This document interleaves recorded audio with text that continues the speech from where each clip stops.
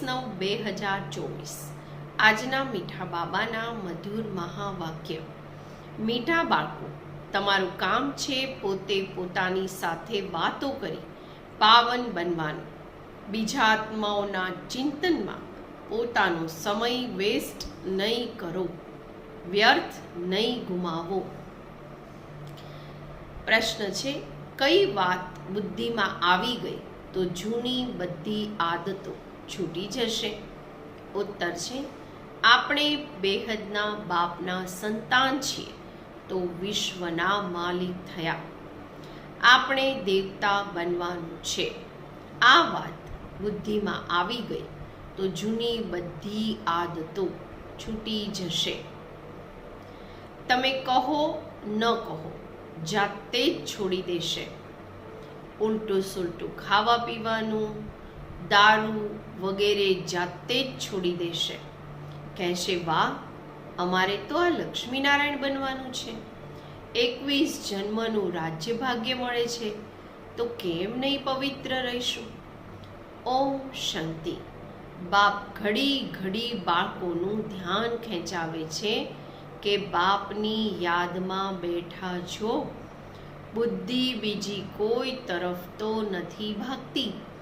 બાપને બોલાવે જ એટલે છે કે બાબા આવીને અમને પાવન બનાવો. પાવન તો જરૂર બનવાનું છે, અને નોલેજ તો તમે કોઈને પણ સમજાવી શકો છો. આ સૃષ્ટિનું ચક્ર કેવી રીતે ફરે છે કોઈને પણ તમે સમજાવો તો ઝટ સમજી જશે. ભલે પવિત્ર નહીં હશે તો પણ નોલેજ તો વાંચી જ લેશે. કોઈ મોટી વાત નથી. 84નું ચક્ર અને દરેક યુગની આયુ આટલી છે. આટલા જન્મ હોય છે. કેટલું સહજ છે. આનો સંબંધ યાદ સાથે નથી. આ તો ભણતર છે. બાપ તો યથાર્થ વાત સમજાવે છે. બાકી છે સતો પ્રધાન બનવાની વાત. તે બનશો યાદથી. જો યાદ નહીં કરશો તો ખૂબ નીચું પદ મેળવશો. આટલું ઊંચું પદ મેળવી નહીં શકો. એટલે કહેવાય છે અટેન્શન. બુદ્ધિનો યોગ બાપની સાથે હોય આને જ પ્રાચીન યોગ કહેવાય છે. શિક્ષકની સાથે યોગ તો દરેકનો હોય જ. મૂળ વાત છે યાદની. યાદની યાત્રાથી જ સતો પ્રધાન બનવાનું છે, અને સતો પ્રધાન બની પાછા ઘરે જવાનું છે. બાકી ભણતર તો બિલકુલ સહજ છે. કોઈ બાળક પણ સમજી શકે છે. માયાનું યુદ્ધ આ યાદમાં જ હોય છે. તમે બાપને યાદ કરો છો અને માયા પછી પોતાની તરફ ખેંચીને ભૂલાવી દે છે. એવું તો નહીં કહેશો કે મારામાં તો શિવ બાબા બેઠા છે, હું શિવ છું. ના, હું આત્મા છું. શિવ બાબાને યાદ કરવાના છે. એવું નથી મારી અંદર શિવની પ્રવેશતા છે. એવું બની ન શકે. બાપ કહે છે હું કોઈમાં જતો નથી, પ્રવેશતો જ નથી. હું આ રથ પર સવાર થઈને જ આ બાળકોને સમજાવું છું. હા, કોઈ ડલ એટલે કે નબળી બુદ્ધિના બાળકો છે અને કોઈ સારા જિજ્ઞાસુ આવી જાય છે તો એમની સર્વિસ અર્થ હું પ્રવેશ કરી દ્રષ્ટિ આપી શકું છું.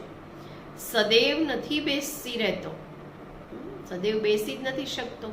બહુ રૂપ ધારણ કરી કોઈનું પણ કલ્યાણ કરી શકું છું.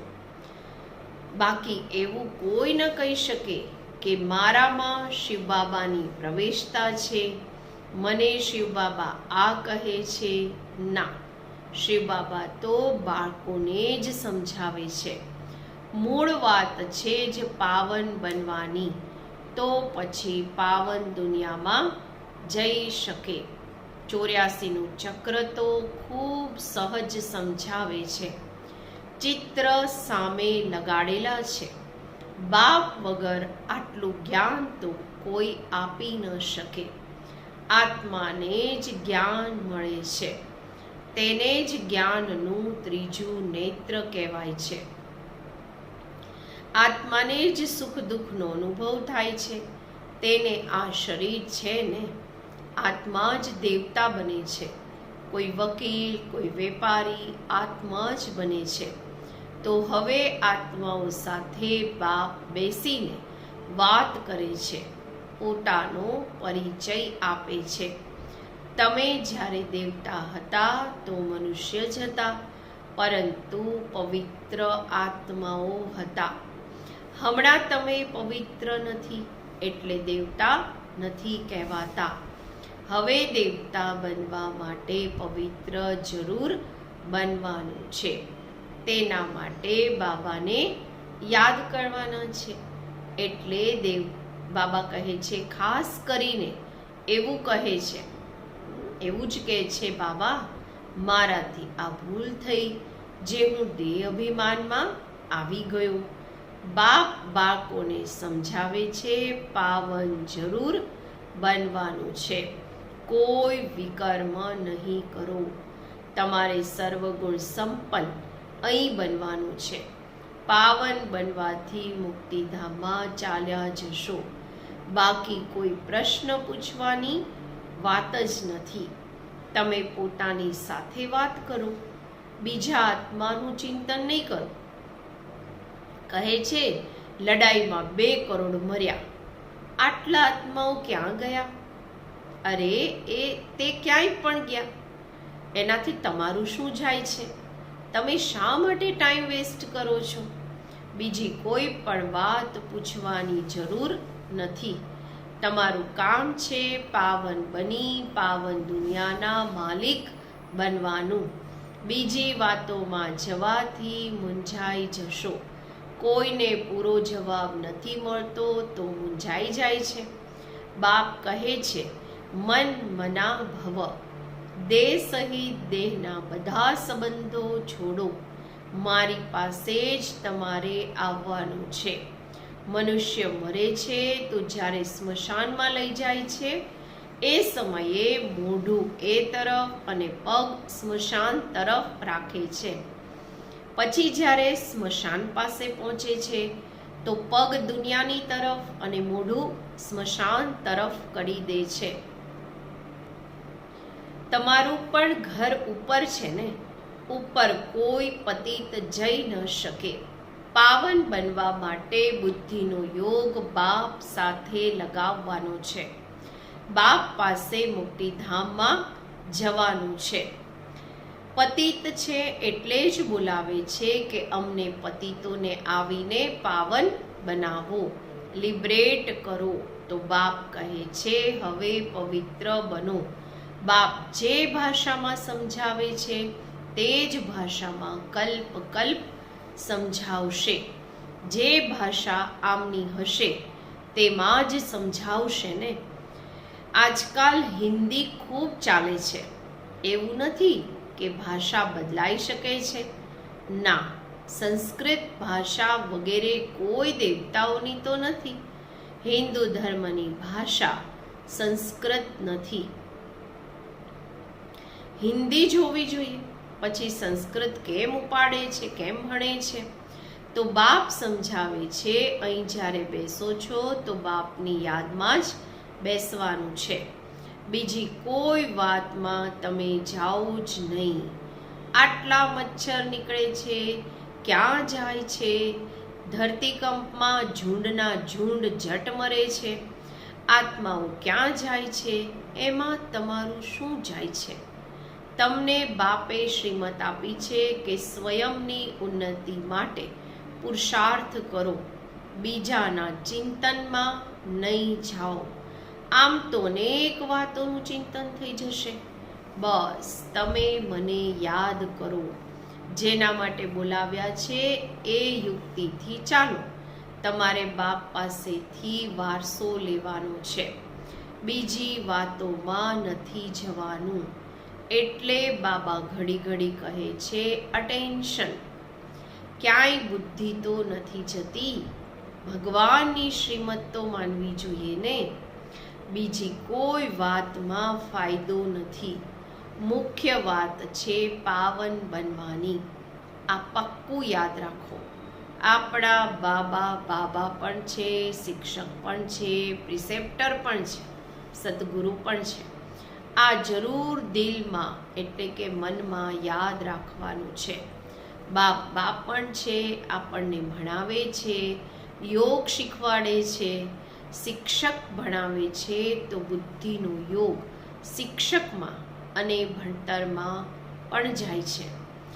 આજ બાપ પણ કહે છે, તમે બાપના તો બની જ ગયા છો, બાળકો તો છો જ, ત્યારે તો અહીં બેઠા છો, શિક્ષક પાસેથી ભણી રહ્યા છો, ક્યાંય પણ રહેતા બાપના તો છો જ. પછી ભણવામાં અટેન્શન આપવાનું છે. શિવ બાબાને યાદ કરશો તો વિકર્મ વિનાશ થશે અને તમે સતો પ્રધાન બની જશો. આ નોલેજ બીજા કોઈ આપી ન શકે. મનુષ્ય તો ઘોર અંધકારમાં છે ને. જ્ઞાનમાં જુઓ કેટલી તાકાત છે. તાકાત ક્યાંથી મળે છે? બાપ પાસેથી તાકાત મળે છે, જેનાથી તમે પાવન બનો છો. પછી ભણતર પણ સહજ છે. એ ભણતરમાં તો ખૂબ મહિના લાગે છે. અહીં તો 7 દિવસનો કોર્સ છે. એનાથી તમે બધું સમજી જશો. પછી તેમાં છે બુદ્ધિ પર આધાર. કોઈ વધારે સમય લગાવે છે, કોઈ ઓછો, કોઈ તો 2-3 દિવસમાં જ સારી રીતે સમજી જાય છે. મૂળ વાત છે બાપને યાદ કરવા. પવિત્ર બનવું તે જ મુશ્કેલ લાગે છે. બાકી ભણતર તો એકદમ સરળ છે. સ્વદર્શન ચક્રધારી બનવાનું છે. 1 દિવસના કોર્સમાં પણ બધું સમજી શકો છો. હું આત્મા છું, બેહદના બાપની સંતાન છું. તો જરૂર આપણે વિશ્વના માલિક થયા. આ બુદ્ધિમાં આવે છે ને. દેવતા બનવું છે તો દેવી ગુણ પણ ધારણ કરવાના છે. જેમની બુદ્ધિમાં આવી ગયું તે ફટથી બધી આદતો છોડી દેશે. તમે કહો ન કહો, જાતે જ છોડી દેશે. ઉલટું સુલટું ખાવા પીવાનું, દારૂ વગેરે જાતે જ છોડી દેશે. કહે છે, વાહ, અમારે તો આ બનવું છે. 21 જન્મો માટે રાજ્ય મળે છે તો કેમ નહીં પવિત્ર રહીશું? ચીપકી જવું જોઈએ. મુખ્ય વાત છે યાદની યાત્રા. બાકી 84ના ચક્રની નોલેજ તો 1 સેકન્ડમાં મળી જાય છે. જોવાથી જ સમજી જાય છે. નવું ઝાડ જરૂર નાનું હશે. હવે તો કેટલું મોટું ઝાડ તમો પ્રધાન બની ગયું છે. કાલે ફરી નવું ઝાડ નાનું બની જશે. તમે જાણો છો આ જ્ઞાન ક્યારેય ક્યાંયથી પણ મળી ન શકે. આ ભણતર છે. પહેલી મુખ્ય શિક્ષા પણ મળે છે કે બાપને યાદ કરો. બાપ ભણાવે છે આ નિશ્ચય કરો. ભગવાન વાચ, હું તમને રાજયોગ શીખવાડું છું. બીજા કોઈ મનુષ્ય આવું કહી ન શકે. શિક્ષક ભણાવે છે તો જરૂર શિક્ષકને યાદ કરશે ને. બેહદના બાપ પણ છે. બાપ આપણને સ્વર્ગના માલિક બનાવે છે. પરંતુ આત્મા કેવી રીતે પવિત્ર બનશે? આ કોઈ પણ બતાવી ન શકે. ભલે પોતાને ભગવાન કહે કે કંઈ પણ કહે, પરંતુ પાવન બનાવી ન શકે. આજકાલ ભગવાન તો ખૂબ થઈ ગયા છે. મનુષ્ય મૂંઝાઈ જાય છે. કહે છે અનેક ધર્મ નીકળે છે, શું ખબર કયો સાચો છે? ભલે તમારા પ્રદર્શન તથા મ્યુઝિયમ વગેરેનું ઉદ્ઘાટન કરે છે, પરંતુ સમજતા કંઈ પણ નથી. હકીકતમાં ઉદ્ઘાટન તો થઈ જ ગયું છે. પહેલાં ફાઉન્ડેશન લાગે છે, પછી જ્યારે મકાન બનીને તૈયાર થાય છે ત્યારે ઉદ્ઘાટન થાય છે. ફાઉન્ડેશન લગાવવા માટે પણ બોલાવાય છે. તો આ પણ બાપે સ્થાપના કરી દીધી છે. બાકી નવી દુનિયાનું ઉદ્ઘાટન થઈ જ જવાનું છે. એમાં કોઈએ ઉદ્ઘાટન કરવાની જરૂર નથી રહેતી. ઉદ્ઘાટન તો સ્વતઃ જ થઈ જશે. અહીં ભણીને પછી આપણે નવી દુનિયામાં ચાલ્યા જઈશું. તો તમે સમજો છો, હમણાં આપણે સ્થાપના કરી રહ્યા છીએ, એના માટે જ મહેનત કરવાની હોય છે. વિનાશ થશે પછી આ દુનિયા જ બદલાઈ જશે. પછી તમે નવી દુનિયામાં રાજ્ય કરવા આવી જશો. સતયુગની સ્થાપના બાપે કરી છે. પછી તમે આવશો તો સ્વર્ગની રાજધાની મળી જશે. બાકી ઓપનિંગ સેરેમની કોણ કરશે? બાપ તો સ્વર્ગમાં આવતા જ નથી. આગળ જઈને જોવાનું છે કે સ્વર્ગમાં શું હોય છે, છેલ્લે શું થાય છે. આગળ ચાલીને સમજશે. આપ બાળકો જાણો છો, પવિત્રતા વગર વિથ ઓનર, સન્માન સાથે આપણે સ્વર્ગમાં જઈ ન શકીએ. આટલું પદ પણ મેળવી ન શકીએ. એટલે બાપ કહે છે, ખૂબ પુરુષાર્થ કરો, ધંધો વગેરે પણ ભલે કરો, પરંતુ વધારે પૈસા શું કરશો? ખાઈ તો શકશો નહીં. તમારા પુત્ર પોતરા વગેરે પણ નહીં ખાશે. બધું માટીમાં ભળી જશે. એટલે થોડો સંગ્રહ કરો યુક્તિથી. બાકી તો બધું ત્યાં ટ્રાન્સફર કરી દો. બધા તો ટ્રાન્સફર નથી કરી શકતા. ગરીબ જલ્દી ટ્રાન્સફર કરી દે છે. ભક્તિ માર્ગમાં પણ ટ્રાન્સફર કરે છે બીજા જન્મ માટે, પરંતુ તે છે ઇનડાયરેક્ટ, આ છે ડાયરેક્ટ. પતિત મનુષ્યોની પતિતો સાથે જ લેનદેન છે. હમણાં તો બાપ આવ્યા છે, તમારી તો પતિતો સાથે લેનદેન નથી. તમે છો બ્રાહ્મણ, બ્રાહ્મણોને જ તમારે મદદ કરવાની છે. જે સ્વયં સર્વિસ કરે છે એમને તો મદદની જરૂર નથી. અહીં ગરીબ, સાહુકાર વગેરે બધા આવે છે. બાકી કરોડપતિ તો મુશ્કેલ આવશે. બાપ કહે છે, હું છું ગરીબ નિવાસ. ભારત ખૂબ ગરીબ ખંડ છે. બાપ કહે છે, હું આવું પણ ભારતમાં જ છું. તેમાં પણ આ આબુ સૌથી મોટું તીર્થ છે, જ્યાં બાપ આવીને આખા વિશ્વની સદગતિ કરે છે. આ છે નર્ક. તમે જાણો છો નર્કથી પછી સ્વર્ગ કેવી રીતે થાય છે. હમણાં તમારી બુદ્ધિમાં બધું જ્ઞાન છે. બાપ યુક્તિ એવી બતાવે છે પાવન બનવાની, જે બધાનું કલ્યાણ કરી દે છે. સતયુગમાં કોઈ અકલ્યાણની વાત, રડવાનું, પીટવાનું વગેરે કંઈ પણ નથી હોતું. હમણાં જે બાપની મહિમા છે, જ્ઞાનના સાગર, સુખના સાગર છે. હમણાં તમારી પણ આ મહિમા છે જે બાપની છે. તમે પણ આનંદના સાગર બનો છો, અનેકને સુખ આપો છો. પછી જ્યારે તમારો આત્મા સંસ્કાર લઈને નવી દુનિયામાં જશે, તો ત્યાં પછી તમારી મહિમા બદલાઈ જશે. પછી તમને કહેશે સર્વગુણ સંપન્ન, સોળે કળા સંપૂર્ણ, સંપૂર્ણ નિર્વિકારી, મર્યાદા પુરુષોત્તમ, અહિંસા પરમો ધર્મ. હમણાં તમે નર્કમાં બેઠા છો. આને કહેવાય છે કાંટાઓનું જંગલ.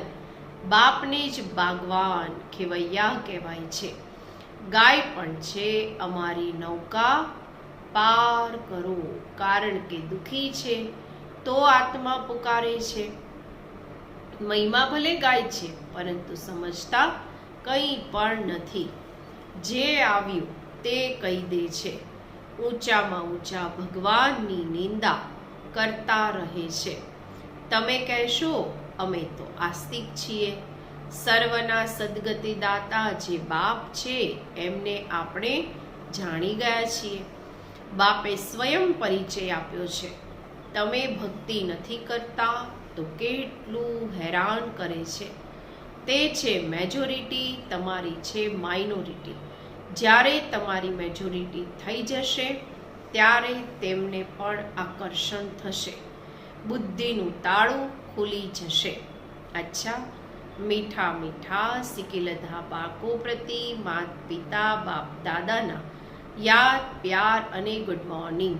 રૂહાની બાપના રૂહાની બાળકોને નમસ્તે. આપણે રૂહાની બાળકોના રૂહાની બાપને નમસ્તે.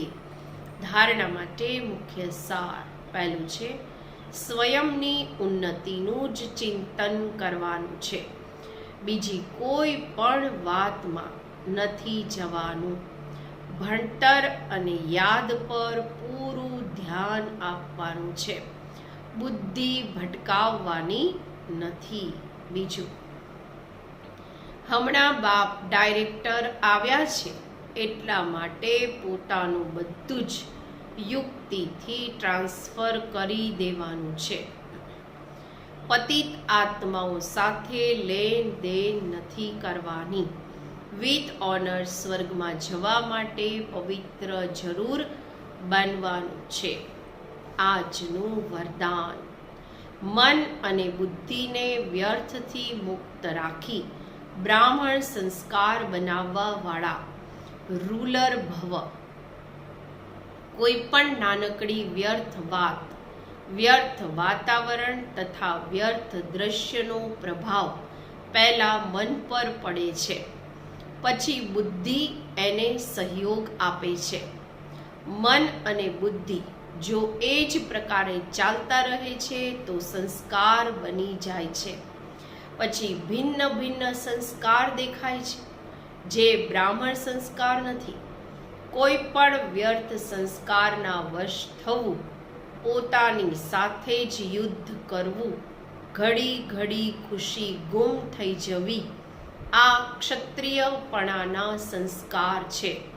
બ્રાહ્મણ અર્થાત રૂલર વ્યર્થ સંસ્કારોથી મુક્ત હશે, પર વશ નહીં. સ્લોગન છે, માસ્ટર સર્વશક્તિવાન એ છે જે દ્રઢ પ્રતિજ્ઞાથી સમસ્યાઓને સહજ જ પાર કરી લે છે. ઓમ શાંતિ.